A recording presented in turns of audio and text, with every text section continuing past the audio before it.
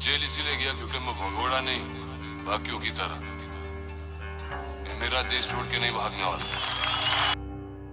नमस्कार दोस्तों, सफेद टोपी और सफेद कुर्ता पहनने वाला मुंबई का वो डॉन जिसका दाऊद इब्राहिम के साथ 36 का आंकड़ा था। आए दिन डी कंपनी के साथ उसका गैंग वॉर चलता रहता था। 90 के दशक में वो सुपारी किंग के नाम से मशहूर हुआ। बाद में मुंबई के इस गैंगस्टर ने राजनीति में भी हाथ आजमाया। उसने एक मुस्लिम लड़की से शादी भी की थी दोस्तों। बाद में वो विधायक का चुनाव भी जीता और असेंबली तक पहुंचा। 1990 के दशक में जब मुंबई में गैंग वॉर जोरों पर था, तब सारे गैंगस्टर देश छोड़कर भाग रहे थे। तब यही था जो मुंबई छोड़कर नहीं भागा था दोस्तों, और ये डैडी के नाम से फेमस भी हो चुका था। इसकी कहानी किसी फिल्म से कम नहीं है दोस्तों। तो दोस्तों हम बात कर रहे हैं अरुण गौली के बारे में। तो दोस्तों अंत तक बने रहिए, बहुत ही इंटरेस्टिंग वीडियो है और कमेंट्स में अपनी राय जरूर बताइए। तो चलिए शुरू करते हैं। अरुण गौली के पिता एक मिल में मजदूर के तौर पर काम किया करते थे। साधारण से परिवार से अरुण गौली के पास पढ़ने लिखने और एक बड़ा आदमी बनने के ज्यादा अवसर नहीं थे। 10वीं तक पढ़ाई करने के बाद इसने भी पिता के साथ मिल में मजदूरी करने का काम शुरू कर दिया था, ताकि घर परिवार को चलाने के लिए थोड़े पैसे आ सके। लेकिन बदलते समय के साथ अरुण गौली का मन अंडरवर्ल्ड की तरफ बढ़ता चला गया।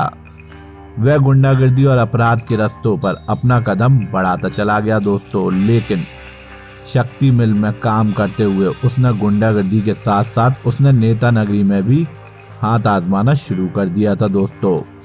फिर गोदरेज, कॉटन जैसी मिल में और क्रॉम्पटन में काम करते हुए इसकी मुलाकात सदाशिव बावले से हुई। साल 1975 से 1977 के दौरान घट रही तमाम घटनाओं में अरुण गौली के जीवन के नए अध्याय की शुरुआत हो चुकी थी दोस्तों।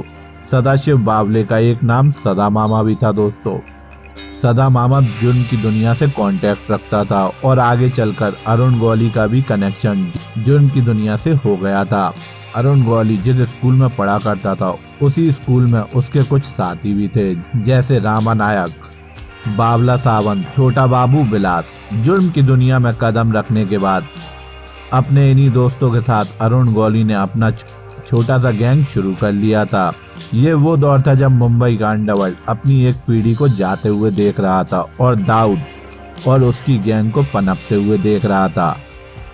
इस दौर में हाजी मस्तान, करीम लाला, वरदा राजन मुदरिया जैसे जाने माने डॉन अपना आखिरी समय देख रहे थे, जिसमें से वरदा राजन मुदरिया ने जुर्म की दुनिया से मुंह मोड़ लिया था।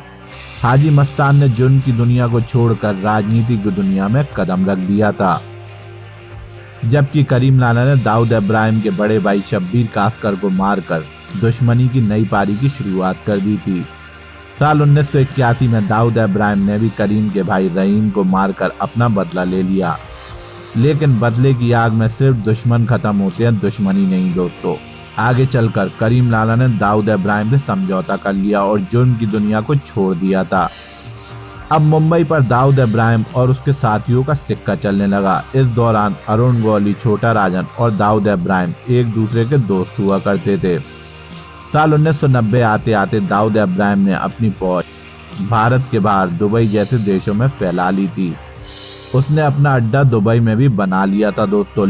लेकिन इस समय मुंबई पर राज करने की होड़ में अब दुश्मनी ने जन्म ले लिया था। अरुण गौली और दाऊद इब्राहिम के रिश्तों में खटास आना शुरू हो चुकी थी दोस्तों, और दुश्मनी की शुरुआत हो चुकी थी। आगे चलकर छोटा राजन और दाऊद इब्राहिम के रिश्ते खराब हो चुके थे। छोटा राजन मलेशिया से ऑपरेट करने लगा था। दाऊद इब्राहिम दुबई से बैठ के अपना काम करा करता था।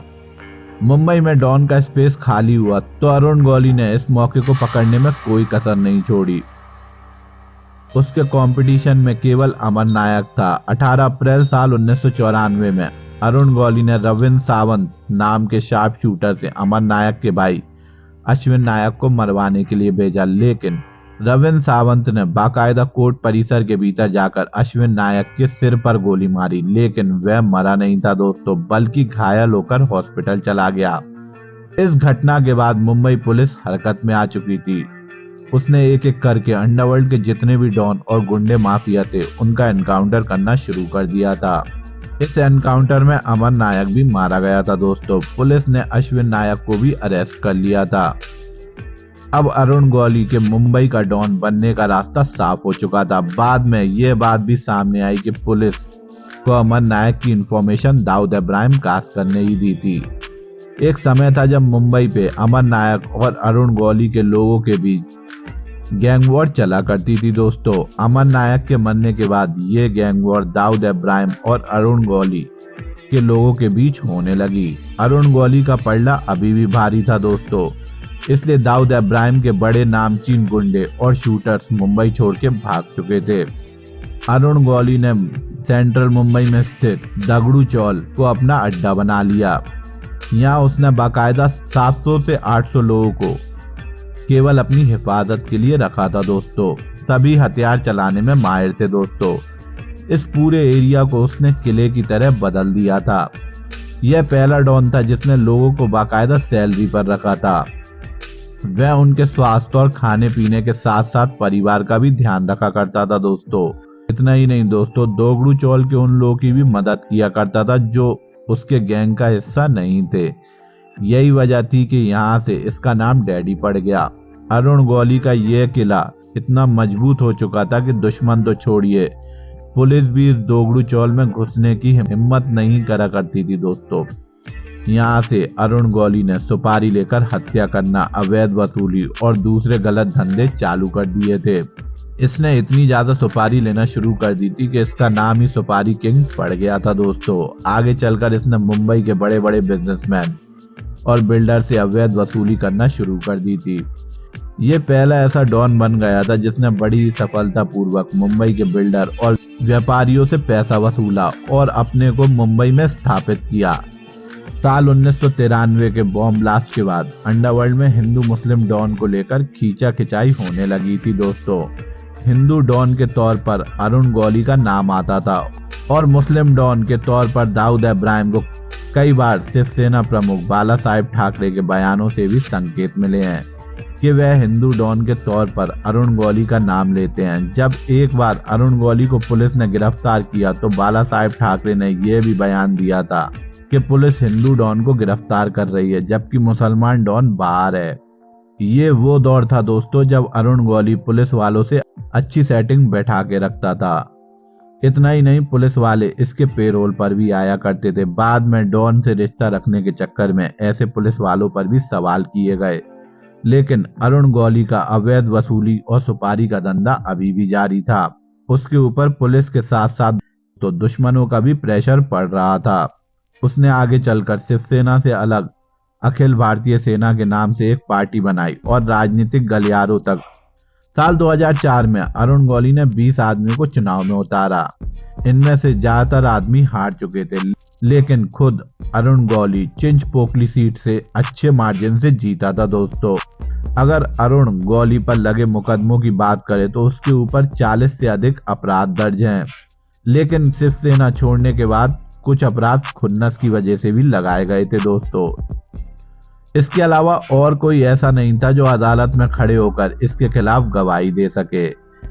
यही वजह थी कि कोर्ट में उसके ऊपर कोई भी मुकदमा साबित नहीं हो पाया। लेकिन साल 2008 में इसने शिवसेना के एक नेता और कॉरपोरेटर कमलाकर को जान से मारने की 30 लाख की सुपारी ले ली और इसने कमलाकर को मार भी दिया था।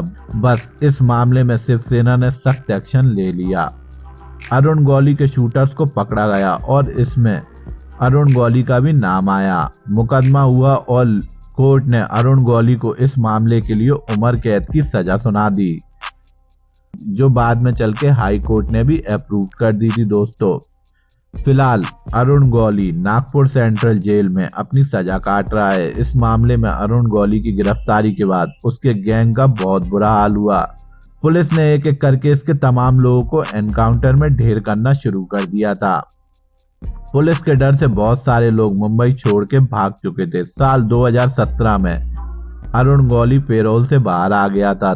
तगड़ी चौल में जश्न भी मनाया गया था और एक बार फिर दुनिया ने अरुण गौली के डॉन वाले तेवर को देखा था दोस्तों। अरुण गौली के परिवार में उसकी बेटी ने कॉरपोरेटर का चुनाव भी जीता। अरुण गौली का एक बेटा भी था दोस्तों। अरुण गौली ने जुबेदा गुंजा नाम की एक मुस्लिम औरत से शादी की थी दोस्तों। ये एक लव मैरिज थी दोस्तों। बाद में जुबेदा ने अपना नाम आशा रख लिया था दोस्तों। अब तगड़ी चौल की जिम्मेदारी उसके ऊपर है और लोग उसे मम्मी कहकर भी बुलाते हैं। आशा गौली भी एमएलए बन चुकी हैं दोस्तों। अरुण गौली का यही कहना है कि वह एक समाज सेवी है, उसने कभी कोई अपराध नहीं किया। उस पर जितने भी अपराध लगे हैं वह सब राजनीति के चलते लगाए गए हैं। तो दोस्तों आप मेरे को कमेंट्स में जरूर बताइए कि अरुण गौली पर जो इल्जाम लगाए गए हैं वो राजनीति की वजह से लगाए गए हैं या अरुण गौली एक जीता जागता डॉन है। इसी के साथ दोस्तों मैं अपनी ये स्टोरी यहीं समाप्त करता हूँ। आशा करता हूँ ये स्टोरी आपको कुछ नॉलेज देकर गई हो। ऐसी क्राइम से भरी स्टोरीज के लिए मेरे channel treasure knowledge TV Hindi को लाइक एंड सब्सक्राइब कीजिए और कमेंट्स में अपनी राय जरूर बताइए। जब तक के लिए धन्यवाद। जय मां भारती।